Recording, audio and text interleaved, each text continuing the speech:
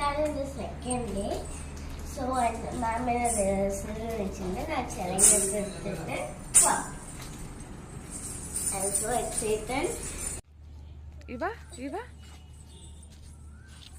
അപ്പം ഞങ്ങളിതാ റെഡി ആയിട്ട് നിൽക്കുകയാണ്.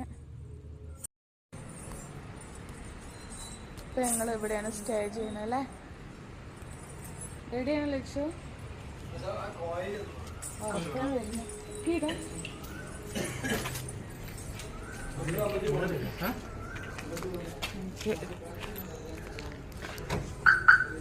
ശരി, വണ്ടിയിലാണ്.